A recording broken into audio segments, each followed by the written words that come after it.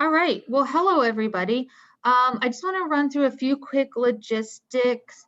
It would be really awesome for me if you and our guests coming in, if you wouldn't mind in your name, if you could tell us what organization you are serving with. I'm really into your first names.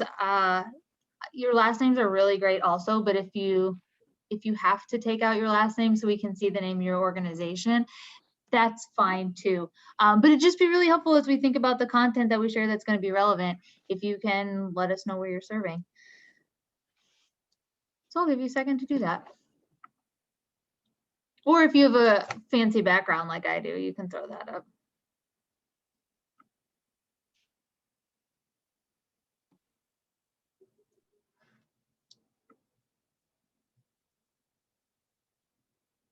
All right, while you are doing that, I'm gonna keep talking. So I'm Jenny. I'm the Director of Service Strategy at MCAN. Before I was at MCAN, I've been here since May. I was in Flint, directing the Flint National Service Accelerator there, if any of you are in the Flint region. So that's an initiative to connect and support and build all of the national service members in Flint. So I ran that for about 5 years.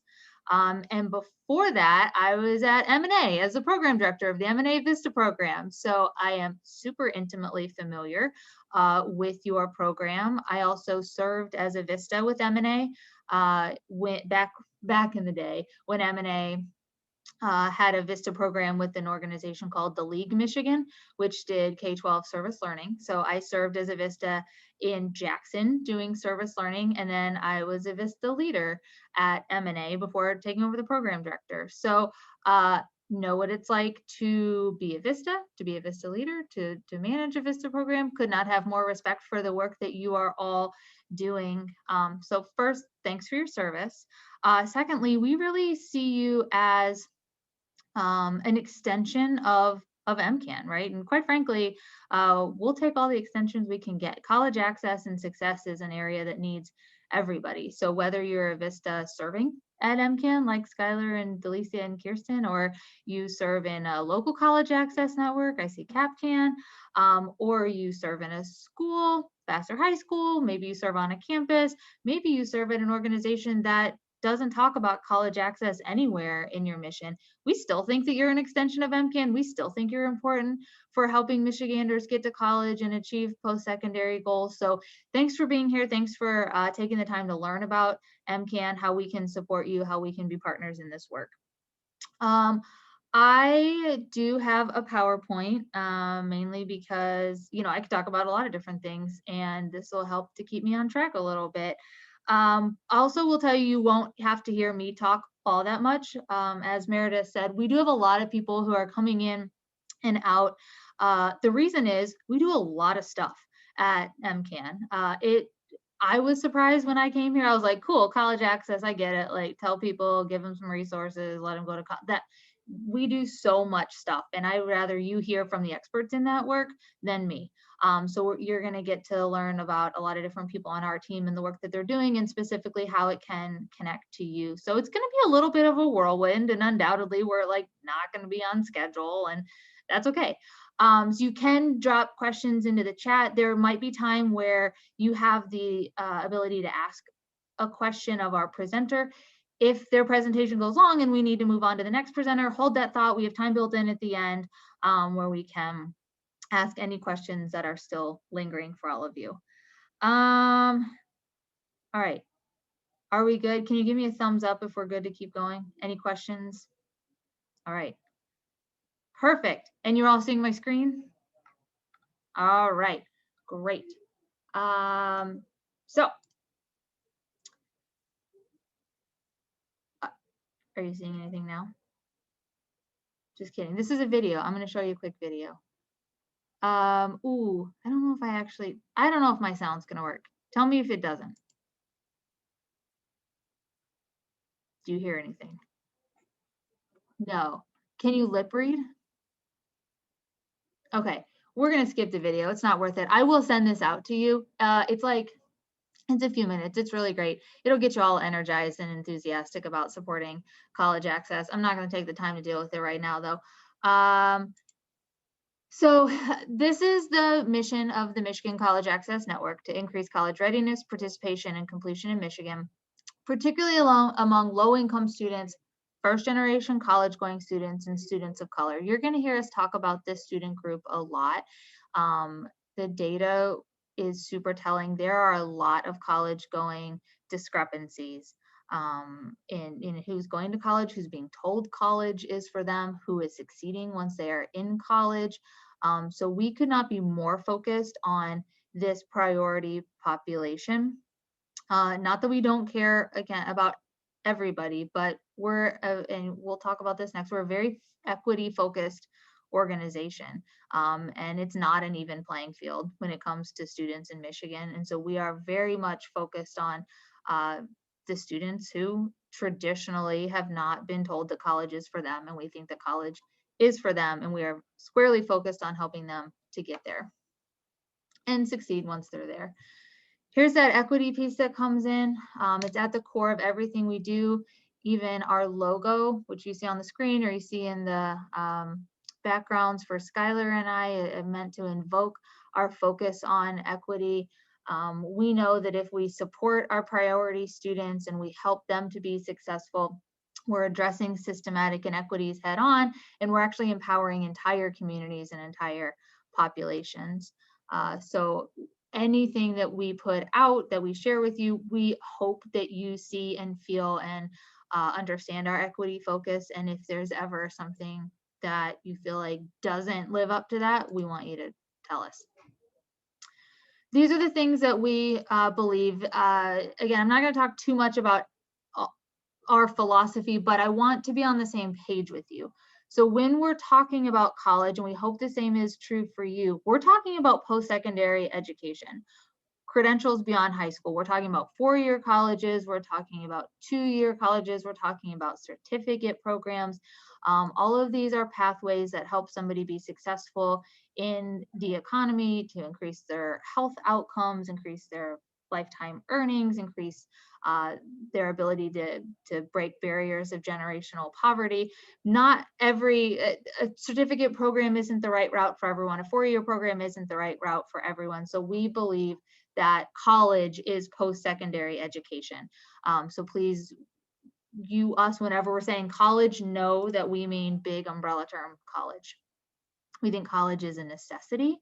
It dramatically increases an individual's economic independence in a knowledge-based economy, right? You, particularly in certain areas of the state, you'll hear people say, well, my sister, brother, cousin, parent, aunt, uncle didn't go to college, and look at them, they're fine. And there are some stigmas that we need to overcome, some real cultural barriers for college. But we firmly believe that college is a necessity. Again, not that a 4-year is a necessity for everybody's path, but that post-secondary credentials, somebody's ability to move up in their chosen field, to increase their wage over time, college is a necessity.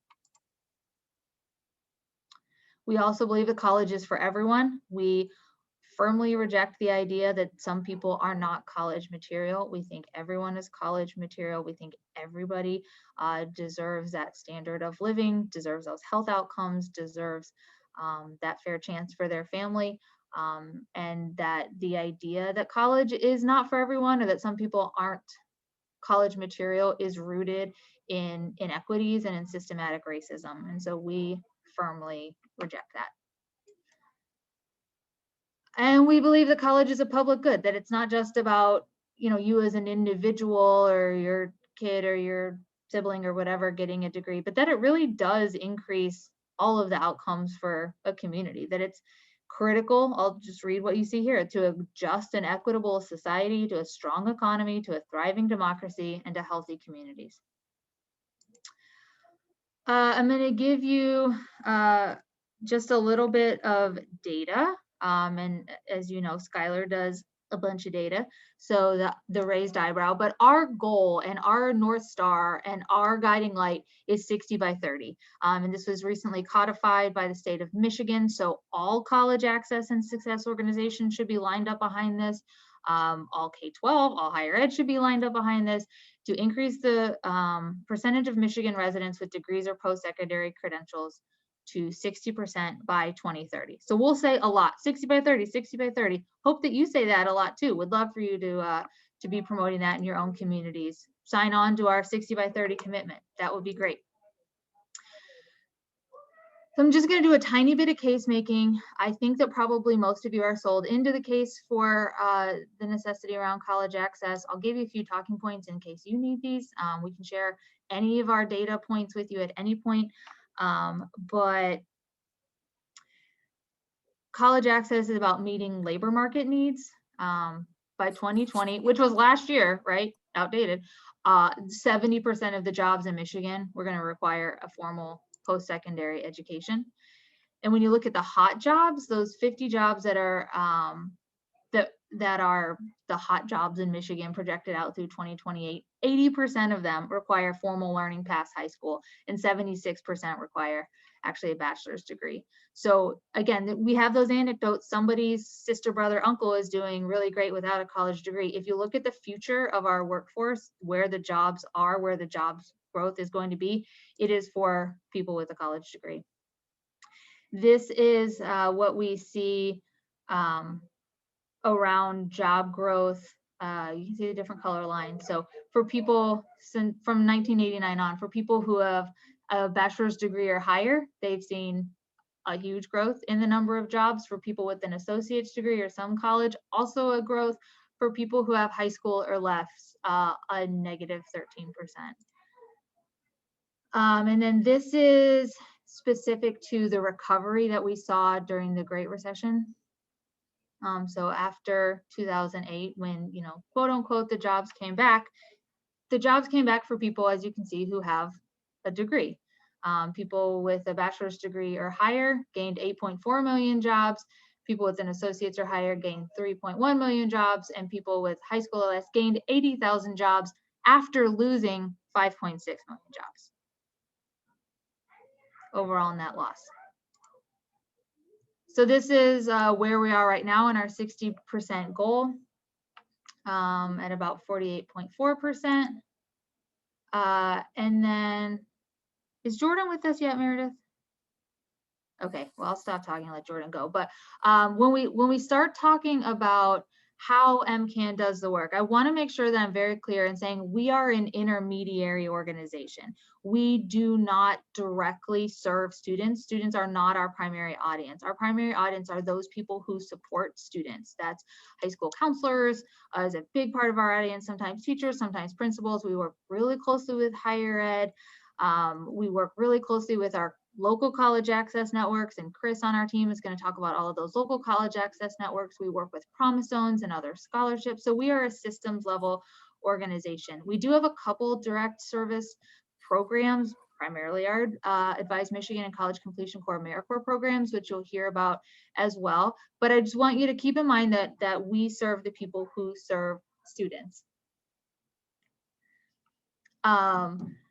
So we see in this middle column, you'll see that we see our role is to advocate, right? We do a lot of policy work. We work with legislators. We work very closely with the governor's office to put in place systems and policies that will best support students. We build capacity, do a lot of technical assistance, help other organizations do their job better. Data you see on there. So when we say we're an intermediary, this is what it looks like. We're very data driven. We're student centric, and we don't serve students, but we have the lens of the student. We don't care if a policy is good for higher ed institutions, but bad for students. We're always going to err on the side of what is good for students, and making sure that we are that voice and that perspective. We are attainment oriented, and we are equity focused. All right. So then this gets into the different departments at MCAN. And so now I'm going to turn it over to people in these different departments to share with you a little bit more about their work specifically. So Jordan is going to join us. Jordan is on our high school innovation team, and she runs our College Bound Michigan initiatives, among other things, and is going to tell you all about that. So I will stop sharing, and Jordan, I will turn it over to you. Thanks, Jenny. Hey everybody, this is super what's that movie? Oh gosh, I just had it in my head. Uh the one with Leonardo DiCaprio where like he goes back and forth because I used to be a Vista. And so what I'm trying to tell you is I did not know where you're going with that. I don't know either. I need another cup of coffee. Anyways, I'm happy to be here. Yes, Inception. Thank you. Um, I'm happy to be here. Sorry, I just made a fool of myself. Looking forward to sharing some more information about College Bound Michigan and some ways that MCAN uses data to push our work. So, another thing, I don't know if Jenny mentioned this already, but especially in our high school facing work, like Jenny said, we are not student facing. So, we work a lot with high schools as an intermediary. We do a lot of work with counselors and administrators who then take the information and the programs and the resources um, and then disseminate that out to students. So note that in the work that we're doing. But also as a part of the HSI work is we are also really data driven and MCAN as well, really focused on data because data tells its own unique story and it tells the true story of what's going on. So I'm going to share my screen and forgive me, I'm historically bad at sharing my screen through Zoom. But we'll quick go through some of the resources that are available. So, this is the College Bound Michigan Resource Hub. College Bound Michigan is a three-part initiative that promotes college going throughout the community. So, not just at a school level, we really want to build a college going culture throughout the community beyond the school walls. Um, and so, College Bound Michigan, or as we call it, CBMI, three parts. The first part is Michigan College Month, which is hosted in the fall in October.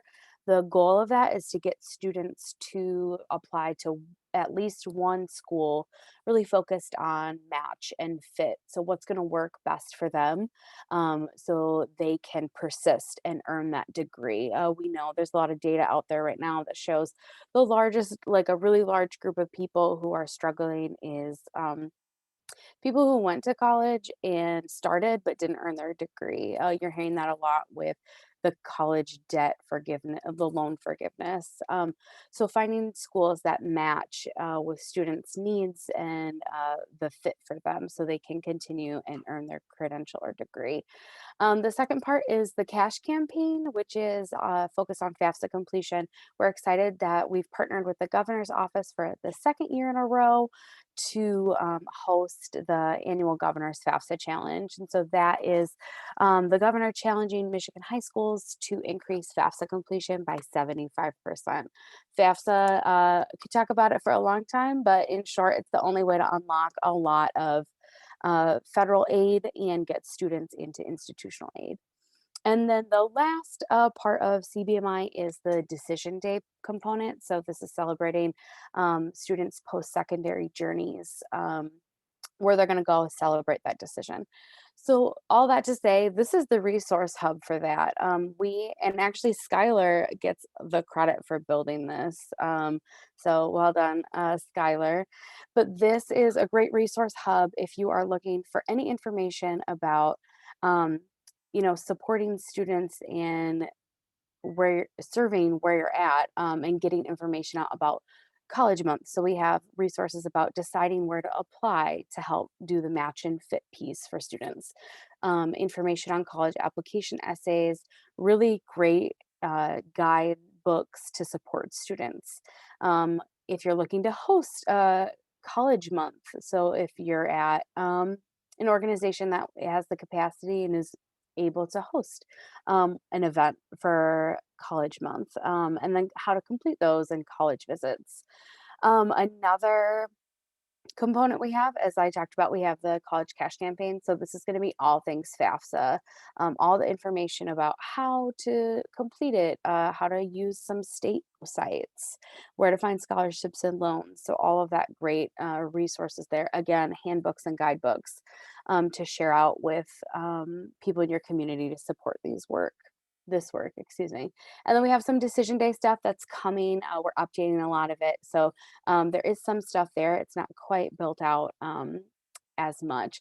So this is a site that you can share, amongst your sites. If you're a student facing site, um, this probably still isn't a great place for them to go just because it has a lot of information and it can get lost. So, really sharing this out to administrators, counselors, and using it yourself. If you're able to support some of these initiatives. So, it's got really great stuff on it. If you scroll down and then if it's not linked here, you can go to our like shared drive. There's links all over for that. So that's our College Bound Michigan Resource Hub. Really encourage you to utilize it in your work and share it out throughout the community. Another really great um, piece is the Michigan Affordability Tracker. So this is our FAFSA completion kind of hub, if we're going to go with that word. So, this is a great place where you can search your school profiles. So, if you're working, I don't know, where are some of you working? Let's see. So, CapCan, if you are working at CapCan or serving, excuse me, you can go here and search any of the schools that are kind of in that realm. So I know Charlotte is on there. So you can head there and look at FAFSA completion. They're up this year, which is great. So this is a really important tool as well to see and share with schools their FAFSA completion. It's not exactly what schools might see due to some data related issues. I can talk about that more if you're interested or curious. I'll drop my email in the chat if you have questions specifically about the data. But the affordability tracker is a great place to start sharing information about FAFSA and also sharing data. These pages are printable, so they can be shared really easily throughout your building and throughout your sites to get FAFSA conversations started. So that's another great resource that I really encourage you to use and share as you commit to this work in education. And then the last one, I'm not sure if you had ever used it. I never used it until I started at MCAN either, but it's a great resource for student level, or not student level, school level data. It's called My School Data. It's a state website through SEPI. And so it has lots of great information about testing. It's got good disaggregated data on there. So this is something that if you're not familiar with, it's really cool to dig around on and see, where your areas are and your sites are for specific data points in K-12. You can look at college readiness, you can look at graduation rates, college enrollment. So this is really helpful as you're kind of building out strategies to support your site. You can use the data to help drive those conversations. And then another thing, I'm going to stop my share. Another thing that I really engage in at MCAN is doing outreach. I know many of you probably get emails from me. I see a couple familiar names from my email list. But one thing that I really recommend and something that I've learned doing this engagement and outreach is just being really consistent. Even I find a lot of success just by bugging people with email. It can be kind of annoying and tedious, but MCAN has been really successful in gathering data from schools and organizations just by being really consistent with our outreach. So, creating a plan. If you're trying to reach a high school and you don't hear back from them, don't give up. Or if you're, working with a community organization and you have to keep nagging them essentially and sending them weekly reminders. That really does work in the end. So being really consistent with your outreach. I'm sure that you all know working with a really clean email list is important so you don't keep getting kickbacks. So, kind of putting some of the administrative time into making sure that you have really good emails for the organizations that you want to work with and the people that you want to connect with, and then being really consistent with that outreach. Getting them on the phone if that works best for them, but just being really consistent with who you're outreaching with and that helps stress as well how important this is. If you're not willing to give up on it, and you're willing to just like, hey, this is a priority, this is a priority. I think that translates really well to organizations and can help show that you're really enthusiastic about the work you're doing, and also portray to them that these education issues at large are really, really important. So, that's another thing that I think is helpful, serving as a Vista, and something also that MCAN does really well, but a strategy you can take to your site. And then another thing that I think that you could translate into your service as well, that MCAN also does, is always looking for opportunities to not take the lead. MCAN does that a lot, takes the lead, and that's great, but also seeing where there are gaps and where you can facilitate opportunities for growth or learning throughout your community. So, I think that was everything you wanted me to share, Jenny. Hopefully, um, that covers it. That was a lot really fast. So I'm going to drop my email in the chat. If you have any questions, feel free to email me. Thanks for your service, especially in this really crazy year. Vistas are great. I really enjoyed my Vista year, and it got me to where I am today. So, Thanks, Jordan. And I know Jordan did share a lot. This is going to be the theme of the whole field trip. People are going to share a lot. If there's one thing I want to make sure that you take away from what Jordan shared is that MCAN has a ton of resources. And we also have our pulse on other college access resources, especially nationally. So if you Google FAFSA help, I mean, there are just a million things that'll come up. But what we do is vet them and make sure that they are equity focused, that they're accurate. And those are the things that you're going to find on our resource list, for example. So please do not feel like you have to create anything new. We probably have already either created it or have it on our sites from another trusted partner. If you don't see what you want, reach out to Jordan. She may be able to put her hands on something. But do not feel like you have to recreate the wheel. Yeah, thanks, Jordan. And we also have on here Kirsten, who is a Vista, also at MCAN, but serving through the Michigan Community Service Commission Vista program. And Kirsten does service specifically around a pending enrollment crisis that I hope is on your radar. I hope you know about. It's bad, but we've got Kirsten. So Kirsten, talk to us a little about that. Yeah, so again, my name is Kirsten. I am serving as the Enrollment Vista, is the title of my role. And like Jenny said, I was really brought on board to try and mitigate to the best of our ability the enrollment crisis that was initially we knew was coming, and now it's here.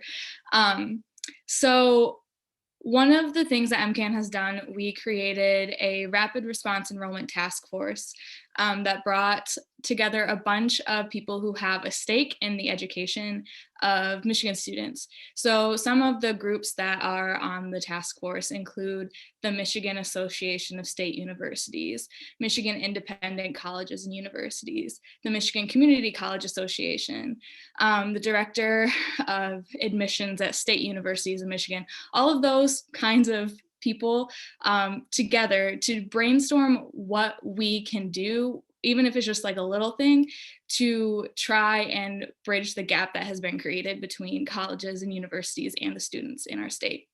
So we have two initiatives going on, but really one of them is something that can really apply to you guys. So I wanted to share a bit about that. We created a student-facing survey that allows students to directly opt in and raise their hand and say that I want to be contacted by colleges and universities to explore my options to essentially be recruited. So I'm going to share my screen and show you what our survey looks like. Hopefully that's working.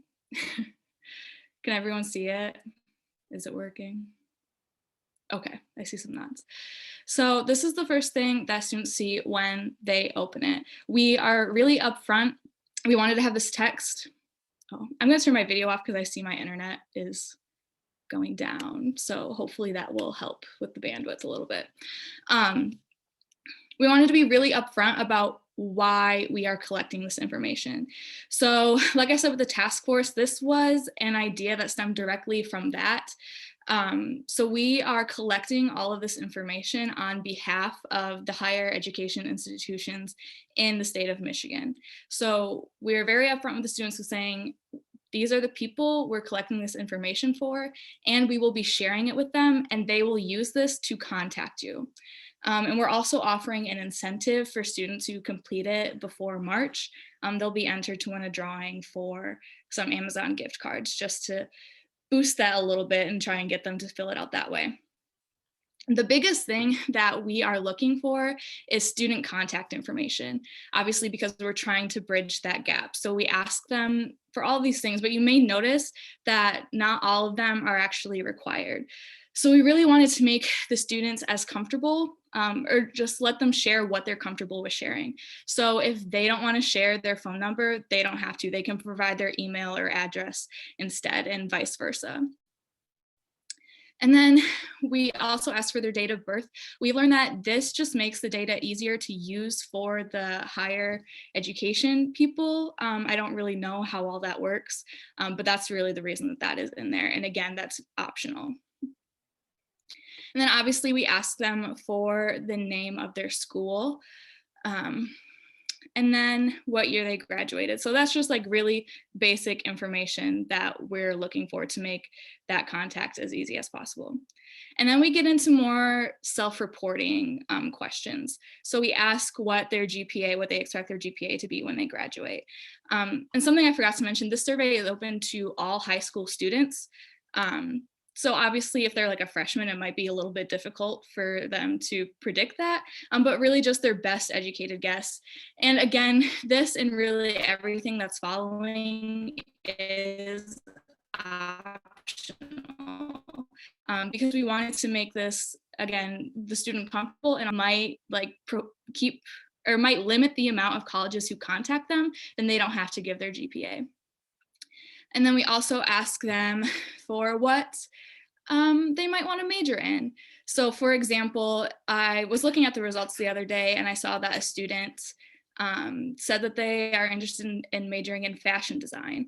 Well, there aren't that many colleges that like have that major. So if a college who has that sees that on the survey, then they can personalize that outreach that much more to that student and really hone in on that. And same thing with the scholarship opportunities. These questions are really just trying to help the admissions representatives personalize their outreach as much as they can, rather than just having a name and an address. And then again, just more questions. Do you know where you want to attend college? We used want instead of will, because I think some students confuse that. Like they say they want to, or they will go to U of M, but maybe that's not a realistic option for them. So we just wanted to add that kind of clarification of language there. And then if they're interested in receiving information from any specific kind of institute, that they check that they understand that this information is going to be shared and it will be used to contact them. So this again just like came out of the really collaborative space of the task force. And this launched at the beginning of January. And as of this morning, we have around 1,800 responses, which is really great. We're really happy with that. And it continues to go up by the hundreds every week. So that is rolling out really nicely. And we on the task force we've kind of recognized that we are really being the leaders in tackling this enrollment crisis that the entire country is facing, really. We've had some people from other states reach out to us to learn about what we're doing, which is also really exciting. So it's really great to be at MCAN, like where we are taking this initiative. And really, I think, setting the bar and also setting up the stage for other people to, take what we're doing and maybe even build it better, which is kind of what we did with the survey. We borrowed this idea from Alabama. Yeah, I'm checking my notes to make sure I didn't forget anything.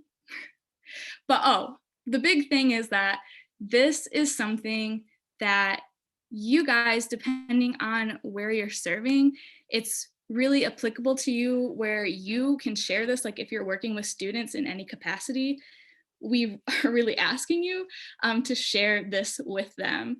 And we have a really quick and easy link to access a survey that I'll share. And also, if you have any questions about it, you can email me or email Skylar and he can send it on. He's been working on this a lot too. And we can help you out there.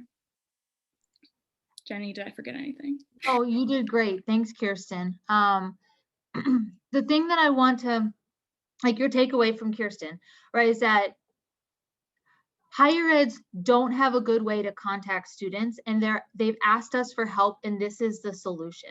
So higher eds in Michigan are going into our database, Skylar's tracking it every week, and accessing this student information. So it's only as good as the student information that's in there. And that it also, this is the tool that people are using. So it also means that if students' information isn't in there, they're potentially getting left behind. So we need everybody's help in encouraging students to complete this student opt-in survey. It takes less than 5 minutes. It is non-invasive. They could win a $50 Amazon gift card. But we just really need your help and the help of partners and anyone else you can think of to get the word out about this. We had this conversation with all of the LCANs this morning. This is another equity issue, right? We don't want to create a survey where the students who are on it are ones who are going to school anyway, and we're still missing students who are in their priority population. So if you have any ideas of how you might reach students or groups that we could get in front of or anything, we strongly consider you partners in this, but we want you to spread this far and wide, get your students involved, get your partners, students involved, whatever it is. I know some of you deal with students or not. So wanted to make sure you knew that this was out there, that we want your help in getting this out. And if you do have any questions, you can contact Kirsten or Skylar or anybody else. Cool. Well, I knew it would be behind schedule. Peter, you unmuted. Do you have a question? Yes, I put it in the chat, but I'm not sure who's taking a peek at that. 2 questions regarding the survey. One, what are your method or methods of dissemination? And 2, you've gotten 1,800 plus responses, which is tremendous. What have you found so far to be the best source of dissemination? I can definitely answer the first question. I don't know that we can answer the second one because we've tried a bajillion things and it's a little bit hard to say like what actually worked. But we have a listserv of counselors at MCAN, hundreds of counselors on there. So we've sent it out through the counselor listserv. We've sent it to LCANs, as I mentioned, and also got in front of the LCANs. We have worked with some of our partners to then have them share that with their community-based organizations. So for example, DCAN works with a lot of community-based organizations, sent the information to Ashley and said, can you help get this out to the CBOs? And they did that. We have developed some social media assets, which we can share with you. So things that you, your organizations, students, whatever, can just plug and play on their own social media. We have done some videos for the Michigan Association of Secondary School Principals and some other partners. We've done some podcasts. We've pushed it out in our MCAN newsletter. I'm sure I'm missing some other things. That's what we've tried. So and just one final question, because I know you kind of scrolled through the survey sort of quickly. There's not a prompt there for someone completing the survey to indicate where in fact they heard or found it or saw it? No, okay.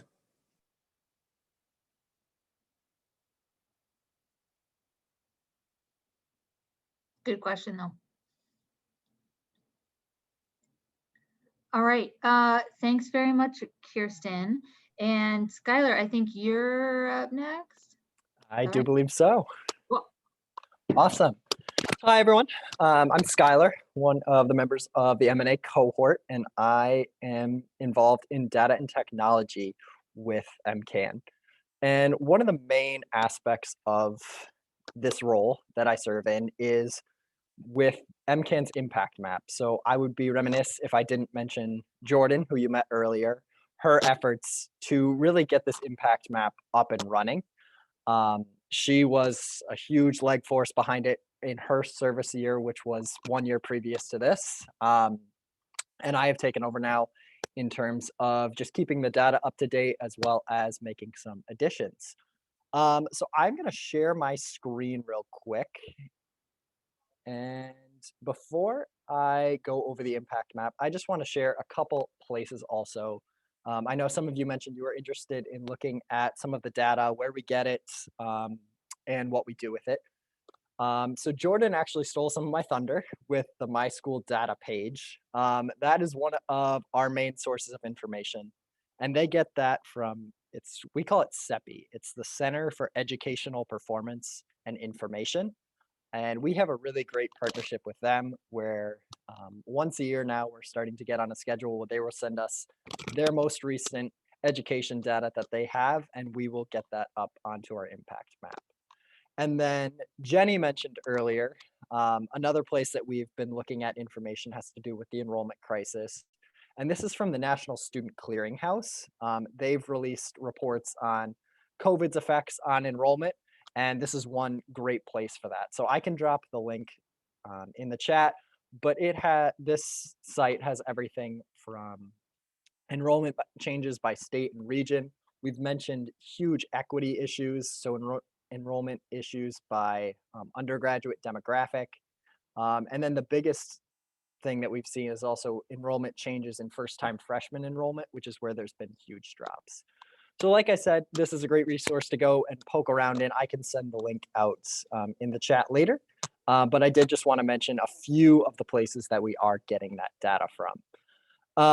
So now let's move on to the impact map. So this is a relatively new resource that MCAN is using and we love, that allows us to kind of get a picture of where Michigan is at as a state, and then can also go in and look at legislative districts. We can look at high schools. So to just give you kind of an overview of the next 15 minutes or so, I'm going to do a quick walkthrough of what the map is, what it measures, and then I'm going to turn y'all loose and to do a little bit of an activity, just to kind of look at some of the data metrics that pertain to you, either the students that you help, the school that you're serving in, or the organization that you're serving in. And then we'll take a quick 5-minute break, bathroom, go fill your water, whatever that might be, because we do recognize that we're throwing a lot of information at you at once. So like I said, this is the impact map. And it starts on the homepage. We see 6 different metrics that we track. So academic readiness, which has to do with SAT scores and the college non-remediation rate. The affordability, so the FAFSA completion rate. Enrollment, which is the college enrollment rate. Persistence, completion, and attainment. And I actually missed one as well, which was culture. And this data you see on the homepage is all statewide data. But if you click on any one of them, so for example, give me just a second here, Zoom is causing me some difficulty. There we go. So if you click on any one of them, you can see the enrollment rate disaggregated by race, as well as we also have economically disadvantaged students. So you can kind of see how, in this case, enrollment differs by those metrics. And then down below, we have a spot where you can also track and see how it's changed throughout the last 3 years. So this 2017 and now the class of 2018 data is one that we just got up, what would that have been, December of 2020. And we're then also hoping to get a new batch of data from CEPI in early May or so. So we're hoping to add the class of 2019 to that. And like I said, you can take that disaggregated data with most of these performance measures as well. Then moving on, up here at the top, we have a tab where we can choose to find a high school, find a college, or find an LCAN. So for example, if we're looking to find a high school, we have a list here of the high schools that are in the state of Michigan. And then each one of them has a profile in it. So for example, if we pick Buchanan High School, we can see where it's at in the state, the ISD it's in, any local college access networks that is affiliated with, Senate district, House district, and some other information on it as well.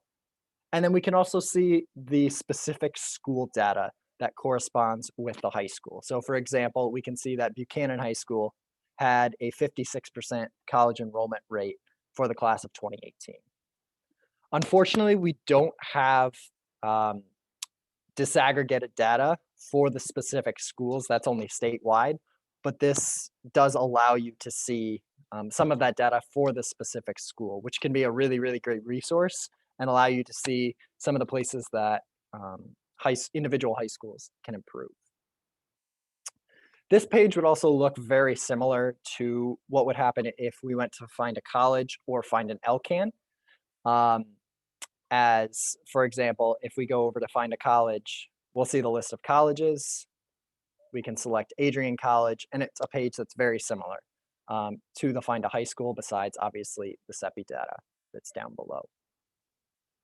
Then last but not least, I also want to highlight the legislative brief section, which is a current list of all of the legislators in the state of Michigan that are statewide. So the Senate and the House of Michigan. And we can see, for example, here we have Representative Stephanie Chang from Senate District 1. And we can see information pertaining to her district in the local college access networks that are in her district, as well as MCAN trained school counselors, MCAN grants that have been awarded within her district, promise zones, as well as college advisors. And scrolling down, we can see the academic readiness of the district, the FAFSA completion rate, enrollment, etc. So all of the data metrics that we have on the homepage outside of the college going culture can be found in a legislative specific example here. And then scrolling down, we can also see all of the high schools that go into this district. So in this case, it's Senate District 1, but we could also change the district and say, let's go to House District 34, for example, with Representative Cynthia Neely, and we can see all of that data specifically for their district as well. And I also just want to highlight as well that within the legislative briefs, it offers a rank. So we can see that, for example, Representative Neely's district is ranked 74 out of 110 House districts as well. So that can allow them to compare and see where they're at in terms of other districts around the state. And another main thing that has to do with the legislative briefs is that it is printable, and you can send all of this information in a nicely printable form off to your representative or the representative of the school that you work in as well. So that is a really, really brief overview of what the impact map does. It does a lot of other things that we would love for you to go and explore. And so to do that, what I'm going to have each of you do as we go into kind of a little bit of a break is I'm going to throw into the chat. I came up with 3 different options for you to go and look, just to kind of get an idea of what the impact map can do. So I'm going to send 3 different options along in the chat, as well as the link to the impact map specifically. So I'm going to stop sharing.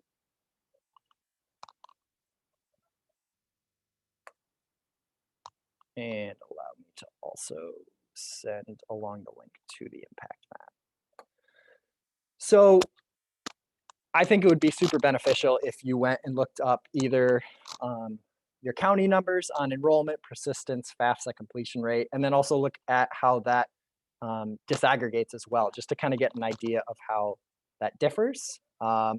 Another option would be to go and look up your high school if you serve in one, or the high school you went to if you grew up in Michigan, and how that compares to state level data. Or you could go and look up your state legislative district numbers for the House and Senate to to see how they compare. And I've also included the links of, if you don't know your representative, those are 2 easy links where you can go and find that data. Tyler, since we do have some vistas serving at LCANs, does it make sense to have that as an option? Yeah, that'd be great as well. So if you want to go and look at your LCAN as well, or an LCAN that is in the district in which you're serving in, that'd be another great option as well, just to kind of give you a feel of what the impact map does and the data that it displays. So we are planning on trying to be back here about 2. Maybe we can make it a late 2 just because we are running a little bit behind schedule. But I would love it if you went and took a peek at some of those metrics for where you're at, where you're serving. And if you feel so led to, you can feel free to share anything that struck you in the chat, or if you do find something that you're like, huh, does the impact map do this? Or it would be really cool if the impact map did this. Feel free to share that as well. But take about the next 5-6 minutes to do that. And then also take a break, go stand up, stretch your legs, get a drink of water. Unless Jenny, you have anything else that you would like to say before that. I always have things that I would like to say, but I can wait until after break. So we'll start back right at 2. So see you then.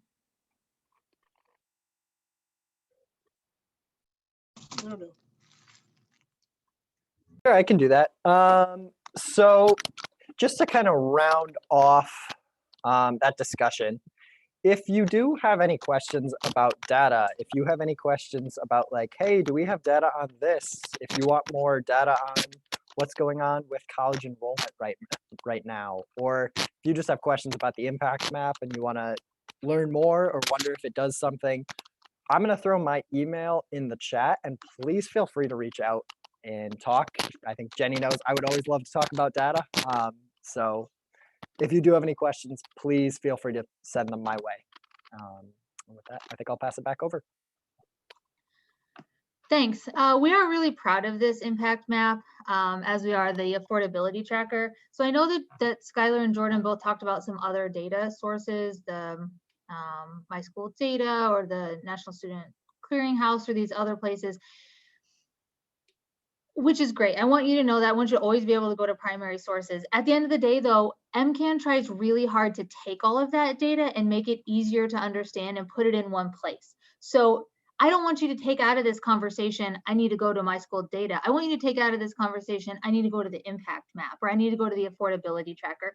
So, we're transparent about our sources, but our goal is to make it so you don't have to know all those sites, and they're clunky and they're hard to interpret. And I'm in there all the time, and I don't know how to navigate My School Data very well, but I know how to navigate the impact map.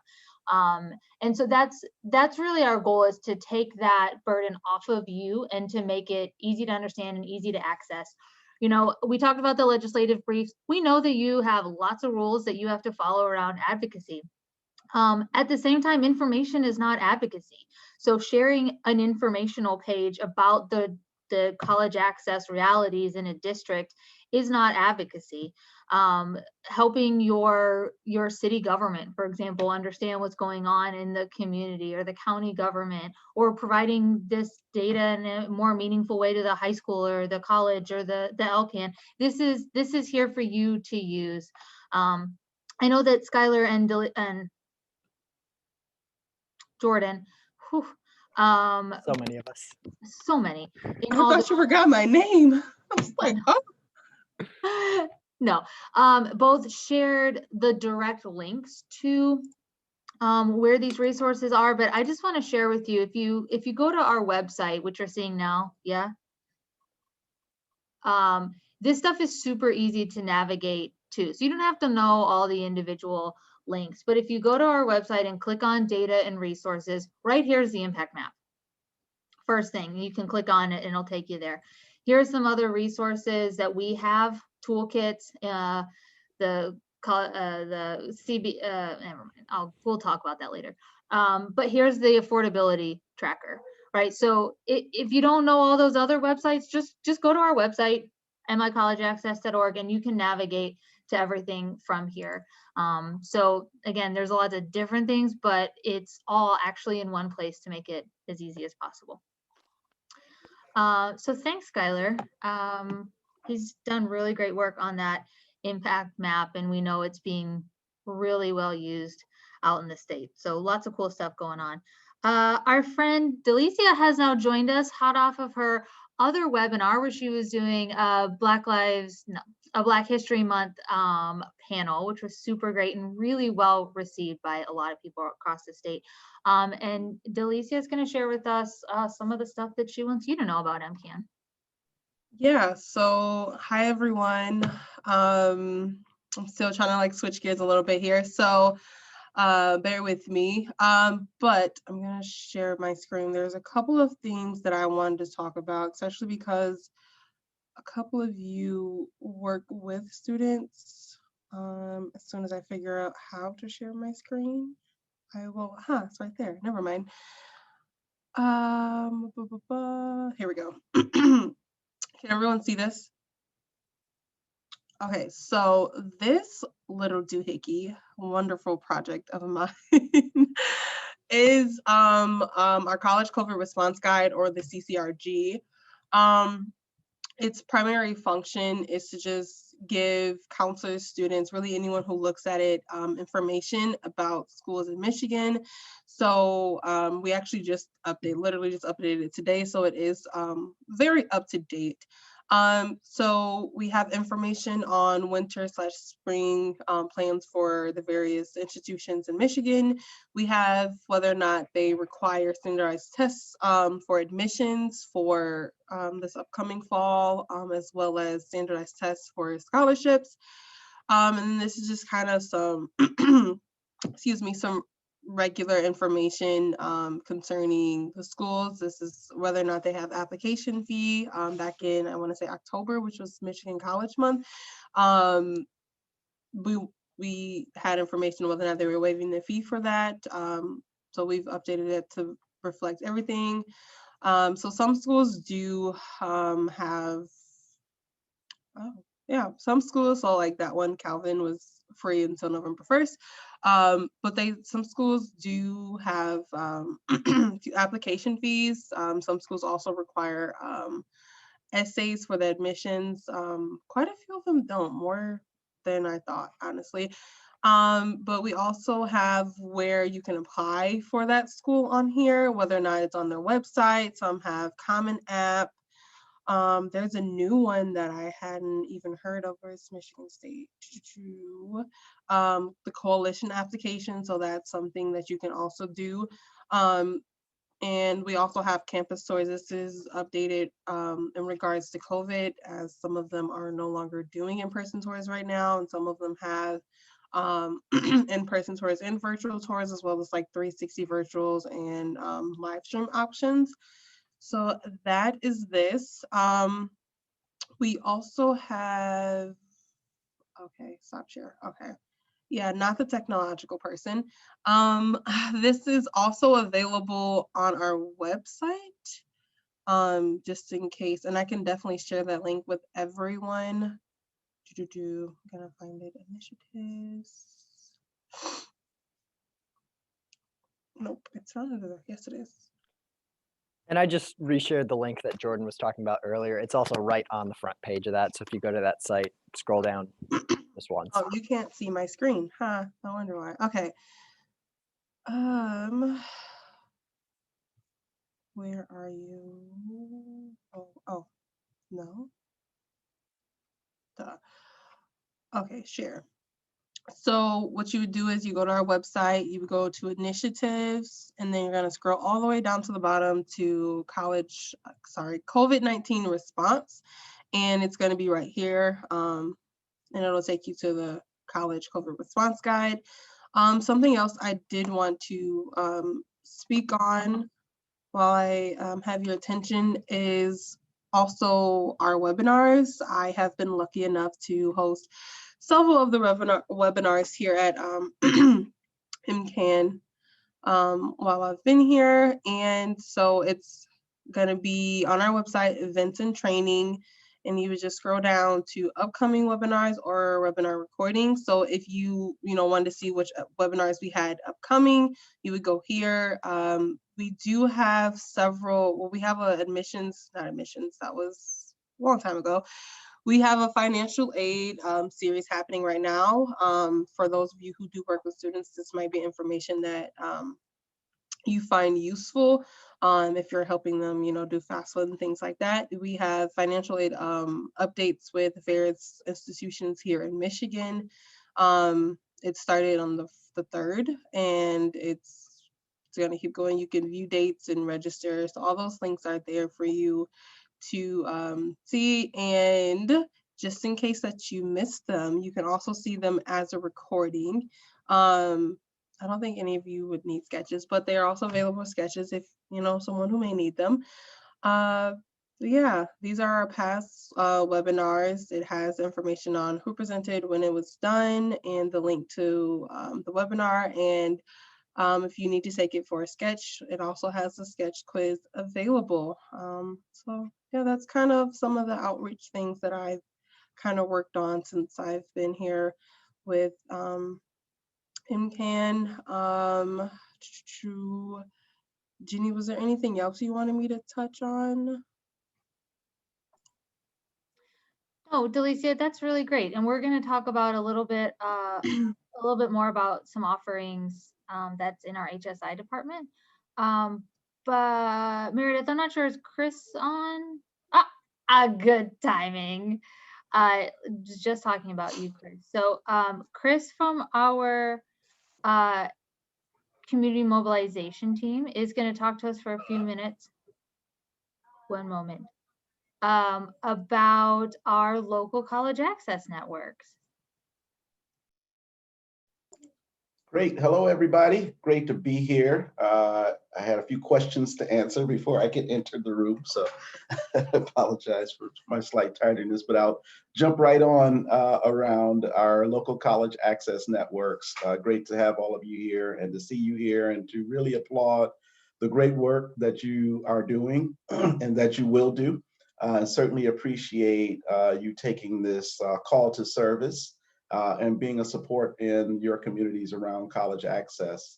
When MCAN first started, one of the cornerstone pieces of MCAN's work was to create a movement around this state around college access. Prior to that, the efforts in this state around college access largely rested within TRIO programs or left up to the counselor, who oftentimes had no training in college access through their regular college coursework, but no direct training in college access for many, many years. And we saw that as a big need and a big gap within this state. And so to fill that gap, MCAN was created. And one of the cornerstones of that work, two cornerstones of that work, one was the college advisor, and then the local college access networks that we created. So first of all, what a local college access network is, it's a community-based alliance that's supported by a team of community and education leaders from a broad spectrum of that community, K-12, higher ed, nonprofit, government, business, as well as philanthropic organizations.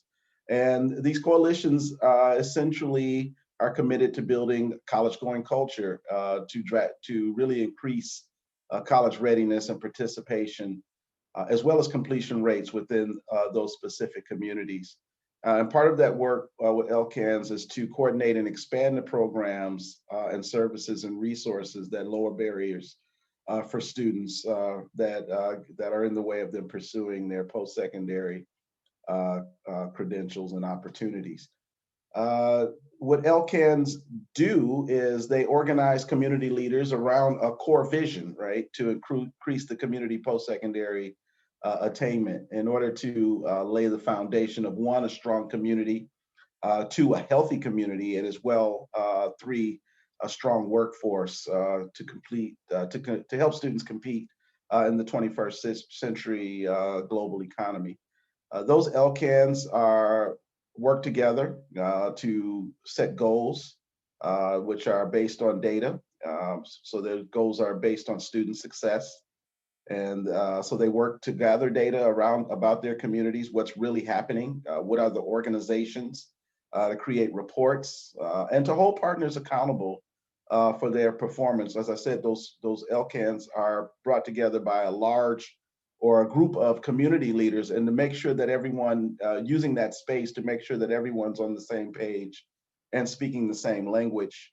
As we know, when we work in communities around the state, people define things differently, right? And have different ideas of what college access is and what's a good college and what's not a good college and why you should go here and there.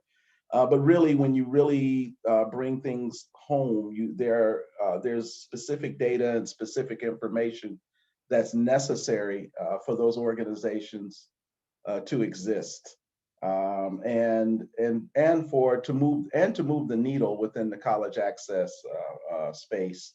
And so the LCANs in your communities, those of you who have LCANs in your communities, and I apologize, what I can do is I can share with Jenny a spreadsheet of those communities in which our LCANs exist. There are 24 of them across the state, serving both urban and rural communities. Those LCANs are key components, oftentimes, of the local intermediate school district. And if not the school district, oftentimes they may be located within a foundation within your community. But they are laser focused around increasing college going rates and really hold specific opportunities to galvanize the work on the ground. And where it becomes crucial for you is that you all are doing this work within these communities, and you're placed in organizations that are doing this work. And that, they are, number one, directly tied to MCAN. And so any information that we get around college access, we feed it to them constantly, almost daily, so that they have the latest information around initiatives coming out of the governor's office, around national initiatives, as well as keeping track of the data in their community of how well their students are doing. In some LCANs, there may be multiple high schools. In some LCANs, there may be only a few. But that's nevertheless, in order to keep the pedal to the metal, if you will, their role is to keep analyzing that data, find out where the gaps are.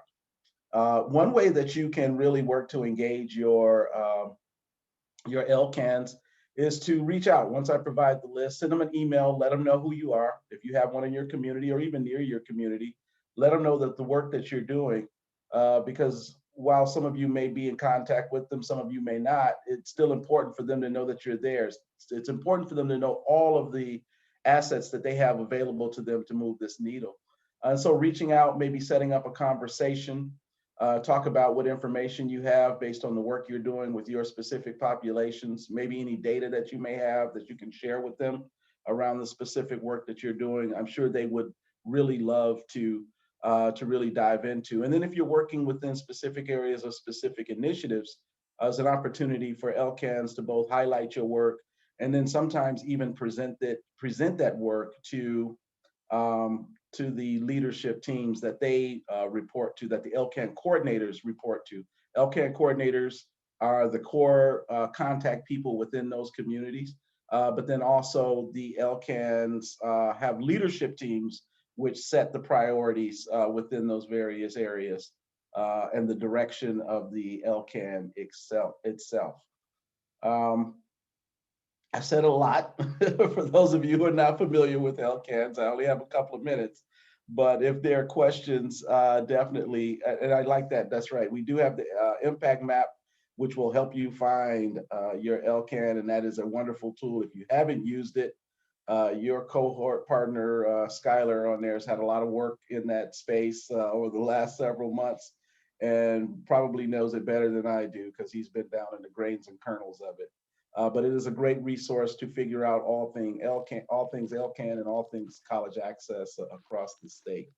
So if you have any questions, go ahead. I have a few minutes now that you can ask me any questions that you might have. And if not, I can provide my contact information should you need to touch bases with me throughout your AmeriCorps experience. And Chris, I did share the exact page where you could find that list of LCANs on the impact map as well. Fantastic. we're not going to let Skylar leave and go to law school because he thinks faster than we do. Sucks for you, Sky. And if there are no questions, I thank you very much. Jenny, did you have anything else for me? All right. Thank you all so much. And I look forward to possibly touching bases with you or hearing about some of the great work that you're doing down the road. Take care now.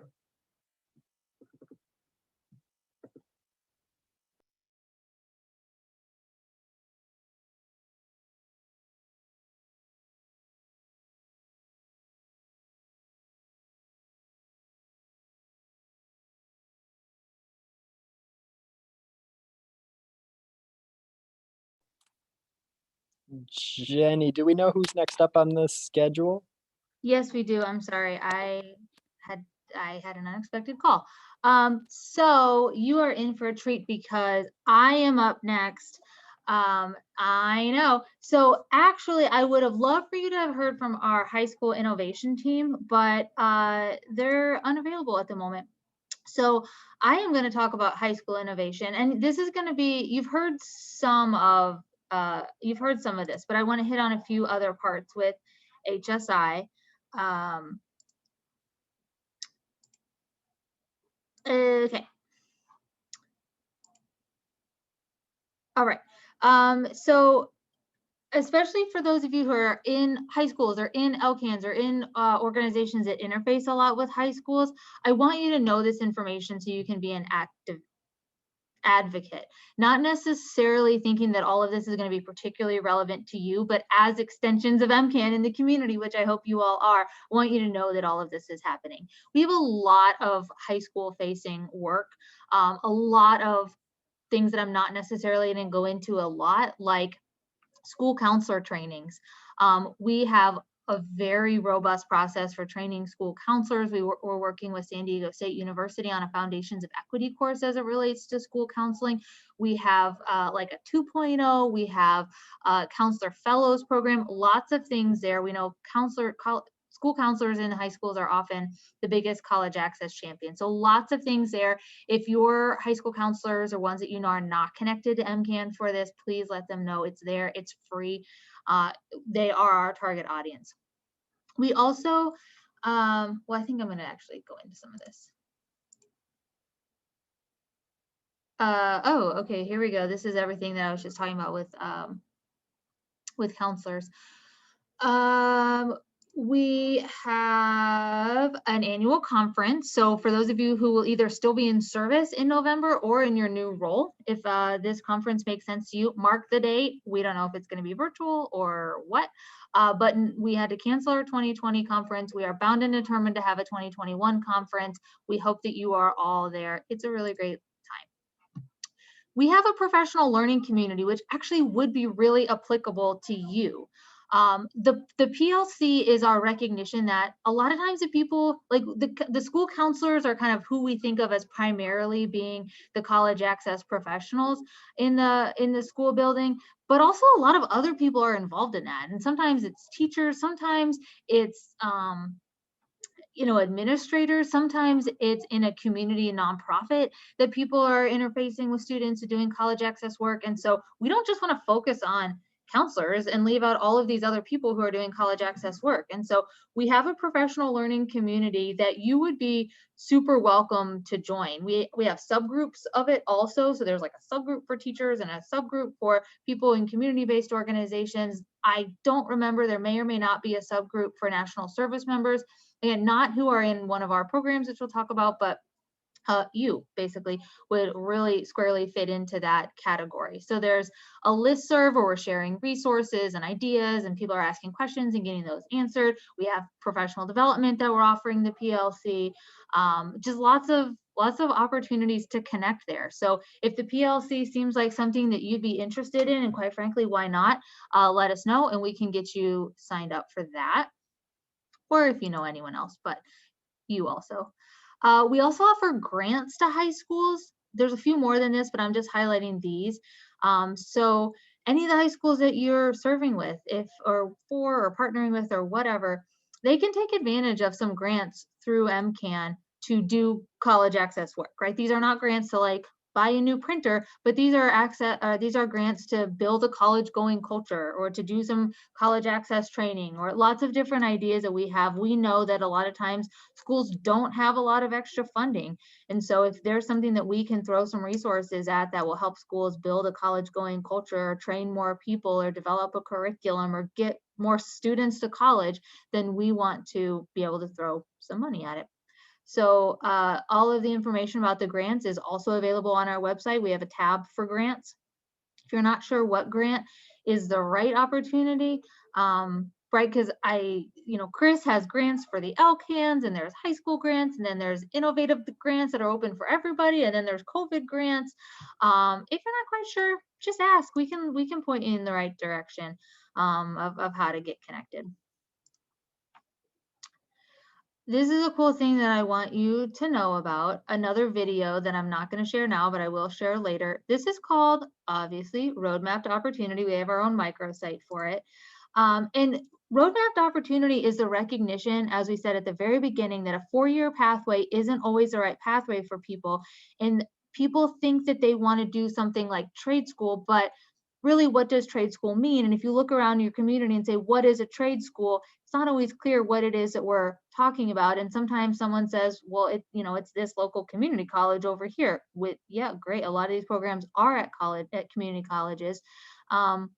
There's also the reality that there's these for-profit institutions that are popping up where you can't use federal financial aid, and you can walk away with a certificate that may or may not be stackable and transferable and not necessarily student-centric. But people think they don't want to go to college, they want to go to trade, so they do these other things even though they're not really setting themselves up for success in the long run. Right, so that's confusing, and we have created this site to help people understand that. I think this is one of the better kept secrets at MCAN. So I'm going to take a little bit of time to walk you through this so you can help share this information. So what we focus on, we have on this microsite, we have a series of videos and accompanying documents that go with it that focus on these high growth, high wage jobs. So again, going back to the hot jobs in Michigan, these are the industries, the careers where there are going to be jobs in Michigan, and we help kind of plan out how to get there. So for example, we have, this is blurry because it's actually a video, but I'm not going to play it because my sound doesn't work. So we have this on carpentry. We have a whole series of them on plumbing and pipe fitting and the nursing one. I can't remember what it's called, but whole dental like hygienist. What is it? We got dental hygienists. We do have dental hygienists. Yes. There's also just nursing as well, or nursing assistant, or like LRN, I think. Yeah. Heating and cooling. Acronym. I can pull it up. But this is, and each one focuses on a community college. So this one focuses on a carpentry program, I think at Northern Michigan. And you can talk to a student and why this student chose this program, and talk to an employer in the region who's like, I love this program because I get people who come out of the program and come and work for me, and they're so great. And then you hear from a faculty member at the program, and they're really compelling. I mean, they make you want to go into carpentry program, and that would be like a complete disaster for me to go into carpentry, but it's such a compelling video. They're like, I think I could do that, and I could have a high wage career out of that. And each of the videos then is accompanied by a sheet. So here's the dental hygiene one. So, we know that sometimes different audiences, a video is going to be better. Sometimes a 1 or 2 pager is going to be better. So not only does this go through like cool classes that you can take, and what does it mean to be a dental hygienist, and what is that pathway that you can take to get there, you also see that map where it outlines, these are the places where you can do this in Michigan. And so this is it's a very cool microsite. We'll make sure that we share it with you. But help us get the word out about this, because we have a lot of experience doing advising with students, and we know that trades are probably one of the most confusing things.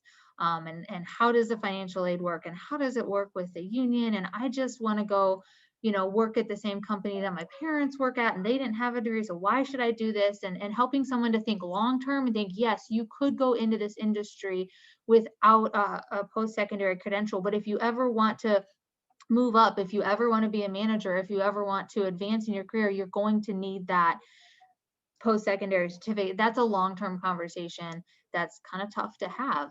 And so this is a resource that will help you think through some of that.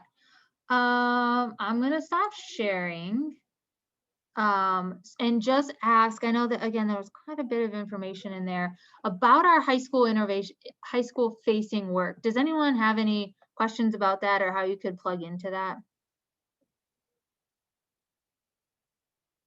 Does it make sense for you to think about high school facing work, or you're like, that's not really what you do? You can tell me. I had a quick question. Yeah. On that roadmap, was there anything about like cosmetology or any of those like trades around that service? Skylar, are you on there? Can you tell us? Oh, Delisa, I you're can on. answer that. Yeah. Some of them actually, depending on the school that you go to, some of them do include cosmetology. But is there a roadmap videos? I don't know if there's an actual video, but I do know that it's a certificate program. There's not an actual video. I can read out the ones that we have so far. So we have carpentry, we've got dental hygiene, we have electrical technology, we've got heating, ventilation, air conditioning, and refrigeration, insurance, information technology, physical therapy, plumbing and pipe fitting, and respiratory care right now. Cool. Thanks. Good question. We actually do get a lot of questions about cosmetology and I don't know the fancy word for this. So makeup, being a makeup artist. We do get a lot of those questions and students wanting to go into that without necessarily knowing the pathways to do that. So we get a lot of questions too about like CDLs. So trying to really help navigate all of those pathways. Again, from a student-centric perspective. Yeah. All right, well, we're doing great. We only have a half hour left, so we're gonna keep right on trucking. It's 2:30, so is our friend Zach on here? No, Zach is not in the waiting room. All right, well, I'll Let me see talk if then. I can try to track them down while you're doing that. All right. So I know there were a few questions on our survey about our national service programs. So I do want to take a second to dive in first to just generally what we mean by service strategy, and then talk about some of our programs. And Zach will come on and he's going to talk to us about completion course specifically. But service strategy is made up of these components at MCAN. And again, we're going to talk about Advise Michigan, we're going to talk about completion core. We also have a VISTA strategy, which is slightly more comprehensive than utilizing VISTAs in-house, right? It's also helping our partners utilize VISTAs. Navigating the VISTA system is complex. Knowing exactly what program to go to for what and how does it work and what is a VAD and all of this is tough. So we try to build capacity of our partners, our LCANs, our promise zones to take advantage of VISTA resources. And that would be true for other AmeriCorps or NCCC as well. We are a statewide leader in overall leveraging service to move the needle on college access and success. And that's where that statewide strategy leader comes in. So to talk a little bit about Advise Michigan, we've had this program now for about 5 years. Are people like, give me like a 1 if you've never heard of Advise Michigan and a 5 if you feel like you know Advise Michigan pretty well.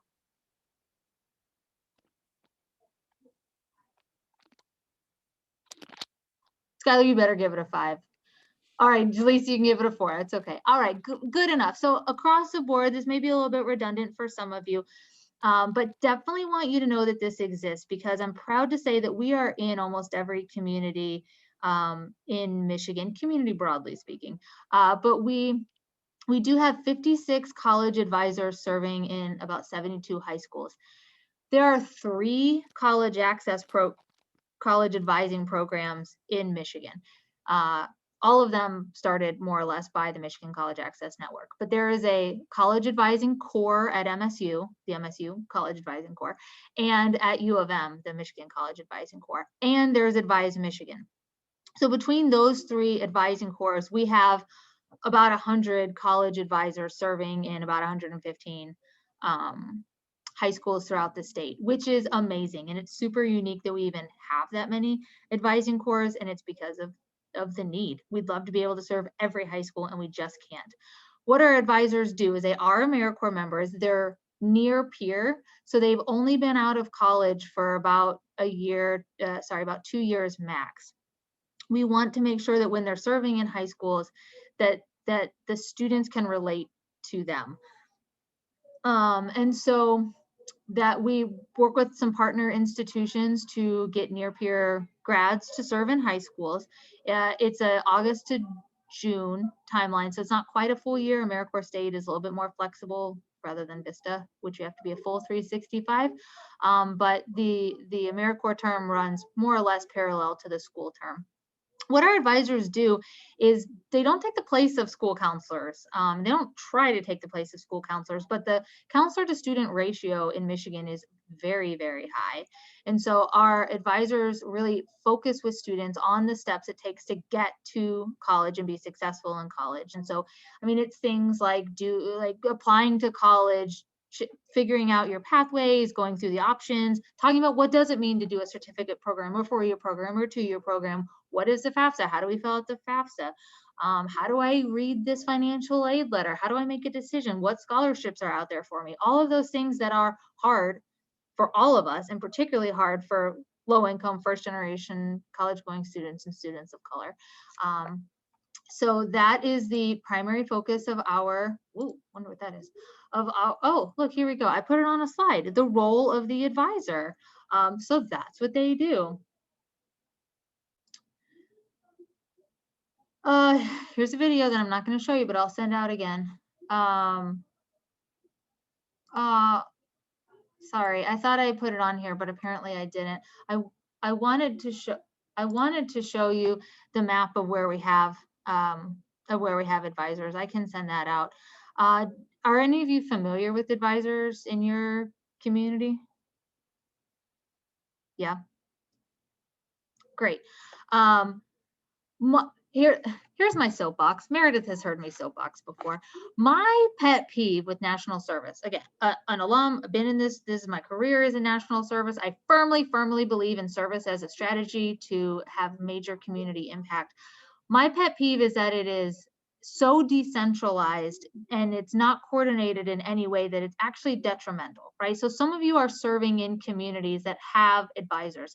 Some of our communities have advisors from multiple advising programs. When I was a Vista, I was in Jackson. I didn't know a single other AmeriCorps member in Jackson. I don't know if there were any. I literally don't know because I didn't know any of them. So I think it's just such a swing and a miss for the part of national service. So my charge to you and my hope for you is that you can connect with advisors in your community. So Sierra, you're at the Literacy Network in Flint. You have an advisor at Southwestern, and you probably have 5 or 6 other advisors in high schools around Genesee County, right? If you're not connected to them, then we need to figure out how to get you connected to them.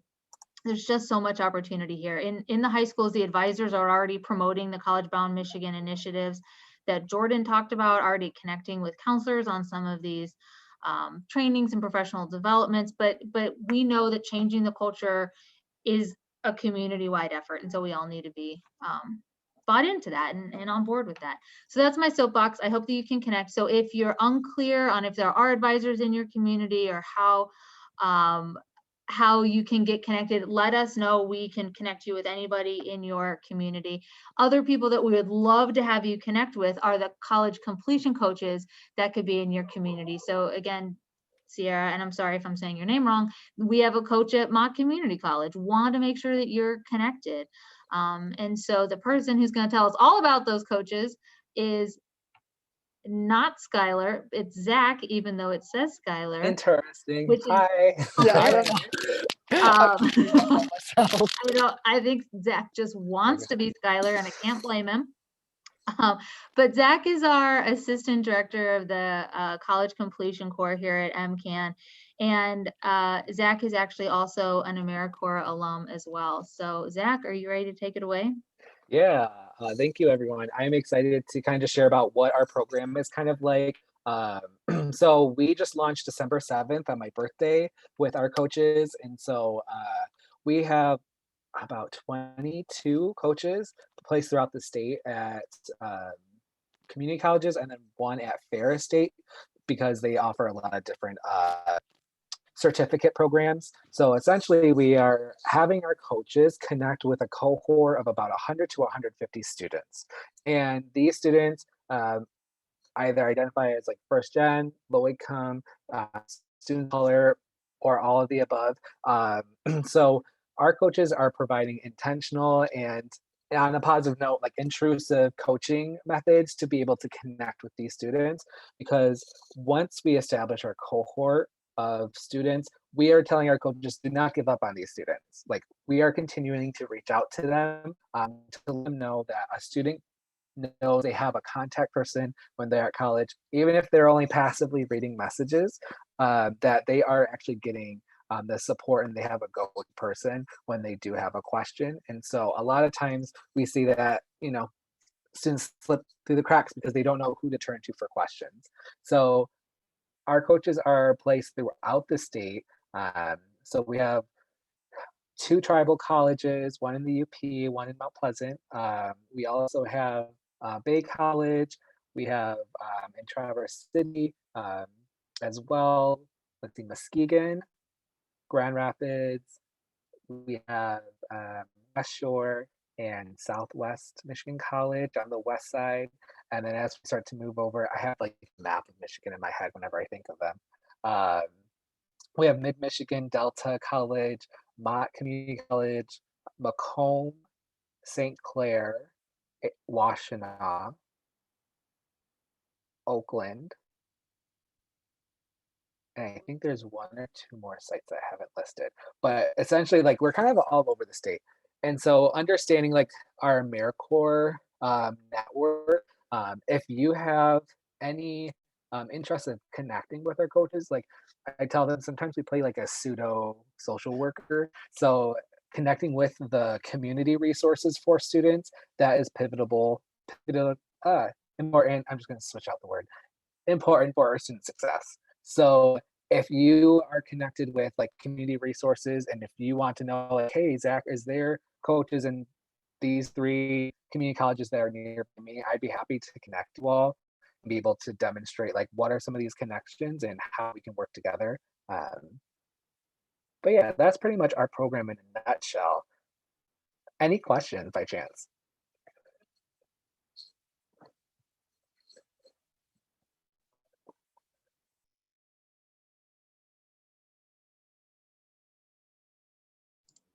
Cool. Thanks, Zach. We are really excited about Completion Corps. This is something that people had honestly been talking about for a long time. And for lack of a better way of saying it, MCAN tried to get out of hosting it. We thought we're not necessarily the right organization. And then, running an AmeriCorps program is hard.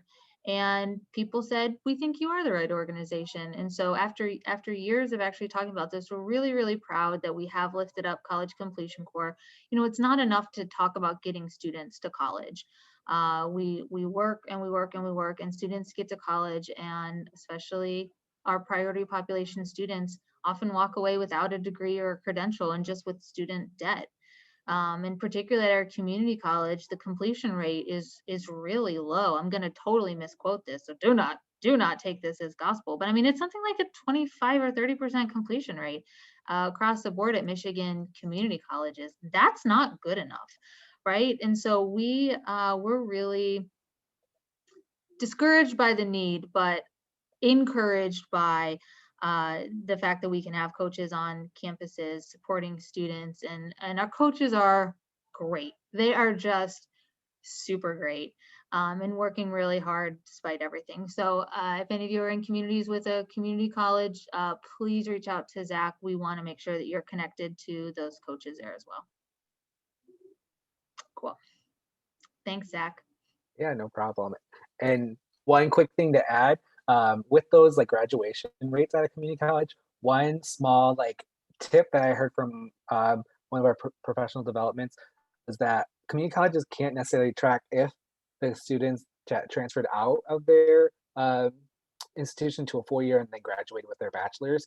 That doesn't count always toward their completion. So in Michigan, we can do a reverse transfer. So students can get their associate's degrees and that will count toward their numbers. So part of it is a tracking issue, but when we are working with students with multiple, barriers, it does contribute to the lower achievement rates. So like I said, it was great to meet you all. I used to work at LCC as a success coach too. So if you have any questions about that process or if you bump into people, I'm happy to help.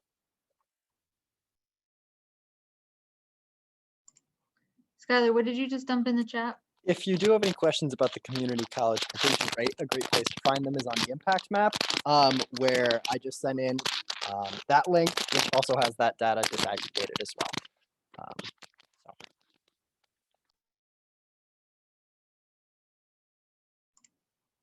All right. Thank you to Zach. Thank you to Skylar. I promise we are coming up on the end. I know it's been a huge dump of information. I warned you though, so I don't even feel bad.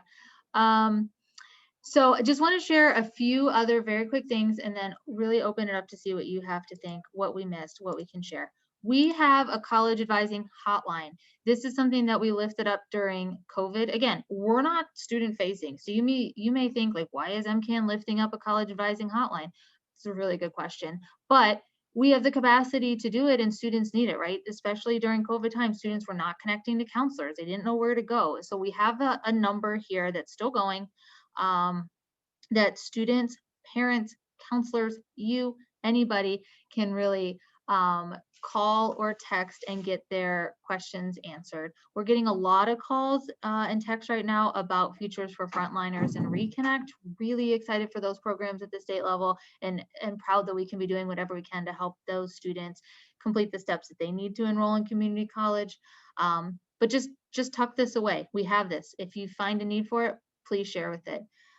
Some other things, we would invite you to join our movement. I hope that we've convinced you about the importance of college access if you aren't already there. If not, you let me know. I got a lot more material I can share. But this is something that we're obviously super passionate about. Hope you are too. Want you to join with us across and all of our partners across the state in this work. Our newsletter is actually really great. We have a bi-weekly, I don't know if that's the right word. It comes out every 2 weeks. Newsletter. We put in there grant opportunities, success stories, resources, all sorts of things. We have a job board that we put out there too. So if you're not already part of our newsletter or the people that you work with aren't, I encourage you to sign up for our newsletter. We don't spam you, which seems like such like a trivial thing to say, but like we actually just want to share our resources and information with you. We have on our website also some assets if you want them. We have lots of social media assets. You can also take the 60x30 logo and put that in your email signature. We have Zoom backgrounds, we have desktop backgrounds, whatever. So if you want to be cool like me, Skylar, and Zach, you can do something like that. I also wanted to tell you, hold please, I turned the page in my notebook and that was a mistake. I also wanted to tell you that we at MCAN are an employer of national service. I hope that is a phrase that is familiar to you as VISTA members, but we have officially committed that we are interested in hiring AmeriCorps alums. We value the service of alums. We value the skills and experiences that you bring. So we are officially an employer of national service. So when you check out our job board, or see what's going on at MCAN, and if we seem cool, I mean, don't go by me, but like Zach's cool, Skylar's cool, Chris is cool. you know, that if there's something that seems appealing to you, consider being part of the MCAN family, either directly at MCAN or, you know, we have these LCANs across the state, or these community-based organizations across the state. We want to convince you to be a part of this. And quite frankly, if your career path after Vista takes you in a direction that's not directly college access, we hope that you're still a champion for college access, can still utilize our resources, and it's probably even more important if you're kind of a lone voice in an interesting space. So, okay, that I think is what we wanted to share with you, and I really want to hear from you. What did we miss? What did we not share? What questions do you have? I had a question about the hotline. Aside from the Reconnect and the Frontliners stuff, what typically do students or parents reach out for help with? Yeah, you know, we actually stood it up before the launch of Frontliners or Reconnect, so that was just like a added bonus. The idea was that it was any support that you could get from an advisor in a school that you can't connect with face to face, you could get through the hotline. So it is actually staffed by our advisors who are serving in high schools, or our coaches who are serving on campuses. So you could call, or somebody could call the hotline and, you know, get connected to Tyler at Bay College. Is it Bay College or Bay Community College? You got you know what? I got double check. I think it's Bay Community College. It's Bay. Bay I just call it Bay. College. Bay College. Yeah. So get connected to Tyler at Bay College and be able to actually like talk to a real person and ask these questions. So we can answer any questions from you know, how do we do the FAFSA, specific FAFSA questions, to helping interpret financial aid letters. A lot of times, quite frankly, we get questions that are maybe more institution specific. Someone's like, well, what does my scholarship at LSSU, what does this mean? Clearly, we're not designed to answer that question, but we're really good at Googling.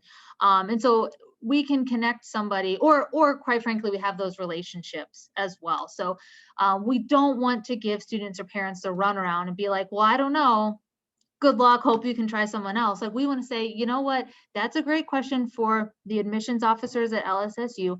I know Beth over there, and so I'm going to go ahead and connect you directly with Beth, and Beth can answer that question, right? Trying to remove some of those barriers. So really, for fear of not answering your question, it's actually like anything related to the college going process. Thank you. Good question.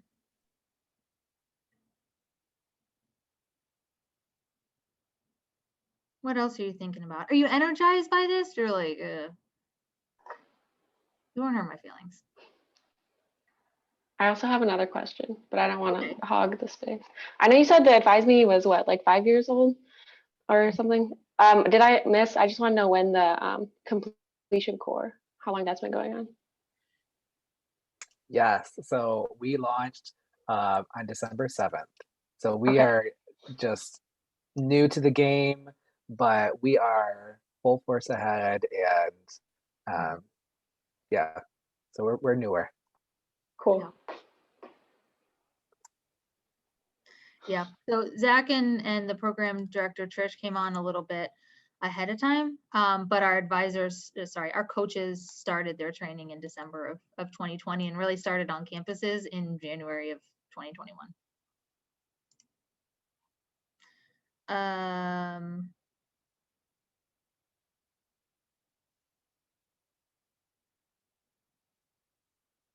What else? Okay, well, can I ask you questions? All right. By the way, I know how the unmute button works, so I know that you can do it. I do want to hear from you. For those of you who were familiar with MCAN, did you learn anything in this that you didn't know?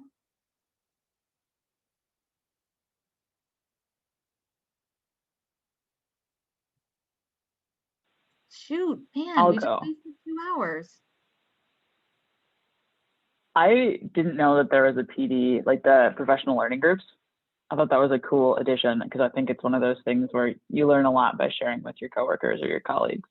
Well, Meredith, just rude because I personally shared that with the cohort in our weekly newsletter. So clearly you're not reading them. I skim, Mara. Let's be honest Oh, here. I skim. Uh-huh. Yeah, seriously. She asks you great questions, Jenny, and she's like, stab in the back, Meredith. on top of it, what are you Thanks, gonna do, Meredith? You bring on good people. I know. But good point, both of you, about the PLC, and just another plug that if that piqued your interest, it's for you.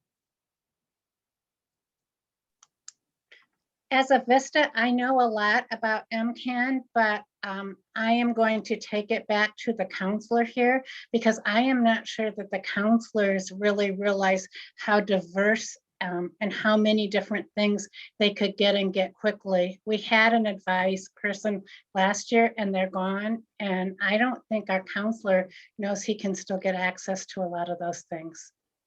I think you're right. It's something that we as an organization are really trying to do a better job of helping. We schools have come into MCAN through various channels. And yeah, Vassar had an advisor, then decided not to have an advisor.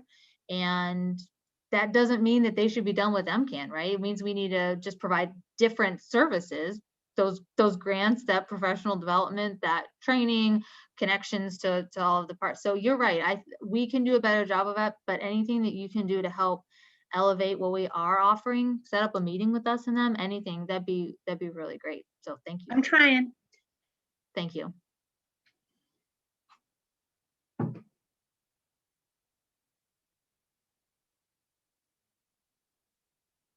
Anything else? Anything that was confusing? Do the Advise Me advisors, do they just work with one school or are they partnered with multiple schools sometimes? They can split. It's also Advise Michigan. I just like, Oh, okay. I know, different, it my or me, or we say Michigan, whatever. We do, the max is 2, and there could be a split placement, particularly if schools aren't that big. But we know that our advisors are a lot more effective if they can go deep rather than really broad with a ton of students. We've actually tried that, and we know we're more effective if we go deep. So max is 2, but we do have several split placements. Some of our rural communities in particular have some split placements. And it's great. It's great that the advisor then can take what worked well in one school and bring it to another, and and create some more partnerships there. But yeah, up 1 to 2 schools. Cool.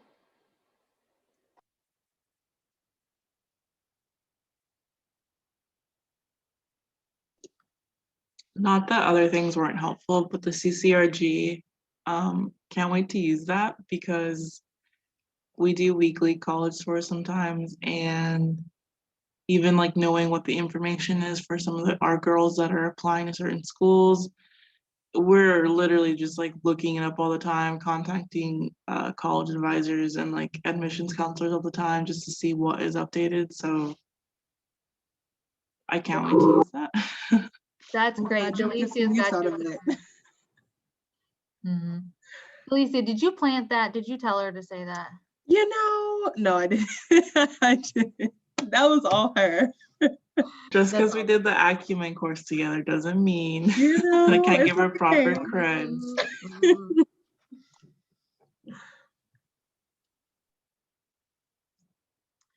Well, I'm not above letting you go 3 minutes early.